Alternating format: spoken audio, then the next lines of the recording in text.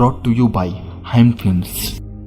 सबसे पहले आपको यह जानने की जरूरत है कि स्पेस ठंडा नहीं है क्योंकि इसका टेम्परेचर ही नहीं है। टेक्निकली टेम्परेचर मेजर करता है कि एटम्स और मॉलिक्यूल्स कितनी तेजी से आगे बढ़ रहे हैं। इसलिए स्पेस में चीजें जैसे कि planet, stars, dust clouds, spaceships और एस्ट्रोनॉट के पास टेम्परेचर होता है क्योंकि वे सभी एटम्स और मॉलिक्यूल से बने होते हैं। लेकिन यहाँ तक कि एम्प्टी स्पेस में एटम्स होते हैं, हालांकि ज्यादा नहीं। स्टार्स और प्लैनेट से दूर डीप स्पेस थीन गैस से भरा होता है जो स्पेस में 1 एटम पर स्पूनफुल होता है। इसके अपोजिट पृथ्वी पर 1 स्पूनफुल हवा में 100 अरब से अधिक मॉलिक्यूल्स होते हैं। बिल ने कहते हैं कि बहुत पतली गैस का टेम्परेचर 3 केल्विन के आसपास होता है।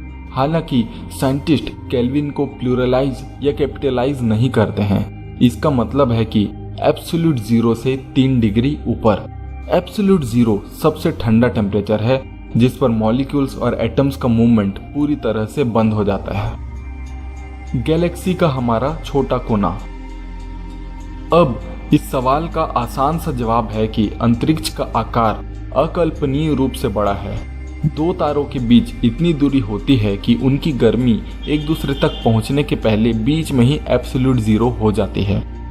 15 करोड़ किलोमीटर दूर बैठा हमारा सूरज हर सेकंड 1 ट्रिलियन मेगाटन बम के बराबर ऊर्जा पंप करता है। इस ब्रह्मांड की सबसे तेज गति से चलने वाली चीज लाइट की रफ्तार 3 लाख किलोमीटर प्रति सेकंड है। उसे भी हमारे धरती तक पहुंचने में 8 मिनट लग जाते हैं।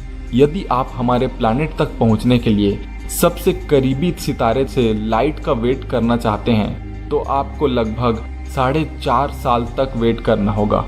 पृथ्वी के 12 लाइट ईयर्स के भीतर सिर्फ 25 तारे।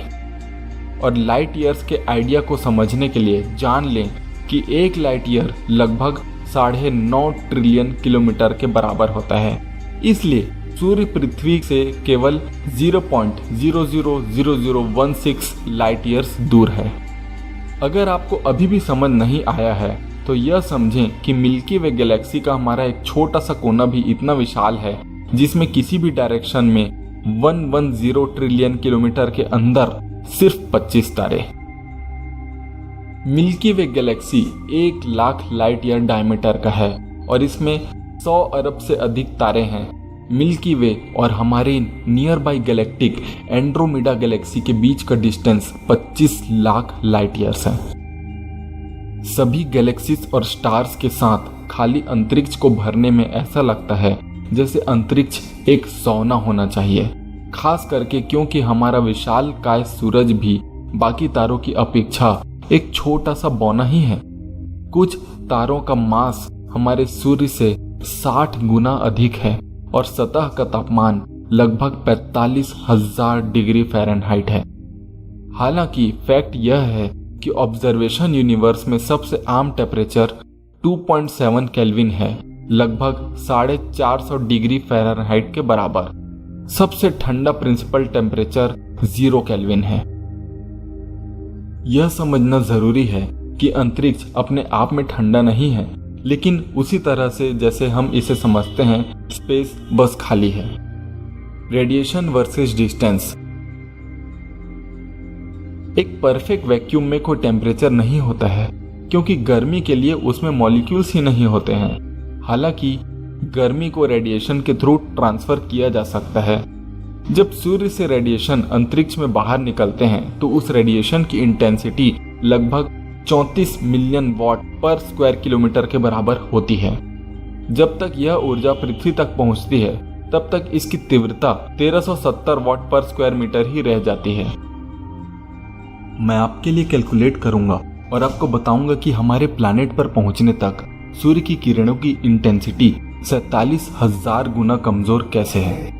रेडिएशन एनर्जी में रिडक्शन 0.000016 लाइट ईयर्स की डिस्टेंस पर होती है।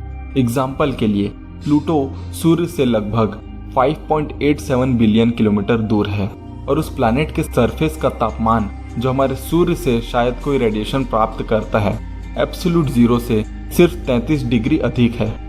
सूर्य का लगभग सभी रेडिएशन उस समय तक चला जाता है जब तक यह हमारे गैलेक्सी को छोड़ देता है। हमारी गैलेक्सी में स्टार्स के बीच के जगह में रेडिएशन एनर्जी और भी अधिक कम हो जाती है, जिससे इंटरस्टेलर गैसेस का एवरेज टेम्परेचर एब्सोल्यूट जीरो से लगभग 10 डिग्री ही ऊपर होता है। स्पेस में सबसे कम टेम्परेचर का फिगर 2.7 केल्विन है। गैलेक्सी और यूनिवर्स के बीच विशालकाय खाली जगह है। बिग बैंग से बचे हुए रेडिएशन, जिसे कॉस्मिक माइक्रोवेव बैकग्राउंड रेडिएशन कहा जाता है, इसका टेम्परेचर 2.7 केल्विन है, जो अंतरिक्ष के तापमान को एब्सोल्यूट जीरो से ऊपर रखता है। जैसा कि इस वीडियो में दिखाया है, स्पेस ठंडा या गर्म नहीं है। यह किसी ऑब्जेक्ट को गर्म करने के लिए रेडिएशन के लिए भी बहुत बड़ा है। यदि आप एक ब्लेजिंग स्टार पर कम ऊंचाई में परिक्रमा करते हैं तो निश्चित रूप से आपको सन टैन हो जाएगा और आप एक भुंजा जाने वाली छुट्टी मनाएंगे। अंतरिक्ष में गैस ठंडा क्यों है? यदि आप अंतरिक्ष में सूर्य और अगले सबसे करीबी तारे प्रॉक्सिमा सेंचुरी के बीच हैं, तो आप लगभग दोनों तारों से 2.1 लाइट ईयर्स दूर होंगे। 2.1 लाइट ईयर्स दूर किसी स्टार से आपको कितनी गर्मी मिलती है? बहुत ज्यादा नहीं। चलो थोड़ा गणित लगाते हैं। सूरज का heat output 3.8 into 10 to the power 26 watt है। यह लगभग 3.8 into 10 to the power 23 1 kilowatt के इलेक्ट्रिक हीटर का यूज करने के बराबर है। तो हाँ, सूर्य गर्म है, लेकिन अगर आप इससे 2.1 लाइट ईयर्स दूर हैं, तो यह सब गर्मी 2.1 लाइट ईयर्स या 2 into 10 to the power 16 metres के रेडियस में फैल जाती है। इससे पहले कि आप तक पहुंचे, उस स्फीयर का surface area 5 into 10 to the power 33 square metres है। आपके शरीर का सरफेस एरिया कम से कम सूर्य के साइड वाला पार्ट लगभग 1 स्क्वायर मीटर है। तो आप सूर्य के गर्मी के 10 टू द पावर 33वें हिस्से को प्राप्त करते हैं। यह 0.00000076 वॉट्स है, लगभग 1 किलोवाट हीटर की हीट के लगभग 13 अरब हिस्से के रूप में है। लेकिन सूर्य के पास स्पेस ठंडा क्यों है? जब से यही तो सवाल है ना। यदि आप सूर्य से लाइट ईयर्स नहीं बल्कि मात्र 15 करोड़ किलोमीटर दूर हैं, जो हमारी और सूर्य के बीच की दूरी है, तो सूरज की गर्मी काफी अधिक कॉन्सेंट्रेटेड है, 1368 वॉट्स पर स्क्वायर मीटर। दूसरे शब्दों में, यदि आप सीधे सूर्य के किरणों में अर्थ के एटमॉस्फेयर के बाहर तैरते हैं, तो आपके पास एक पूरी इलेक्ट्रिक हीटर है जो इसकी सारी गर्मी को सीधे आपके बॉडी पर फोकस करती है। तो हाँ, अगर आप सूर्य के पास डायरेक्ट सनलाइट में हैं, तो आप ठंडे नहीं होंगे। यही कारण है कि हमारे पास स्पेस सूट हैं। वैक्यूम से बचाने के अलावा वे आपको फ्राई होने से भी बचाते हैं। पृथ्वी की ऑर्बिट में डायरेक्ट सनलाइट से ऑब्जेक्ट्स लगभग 120 डिग्री सेंटीग्रेड तक गर्म हो जाती है। और फिर भी एक पैराडॉक्स है कि आपको ठंड की जकड़न से बचाने के लिए भी स्पेस सूट्स की जरूरत है। अर्थ की ऑर्बिट में भी अंतरिक्ष बहुत ठंडा हो सकता है।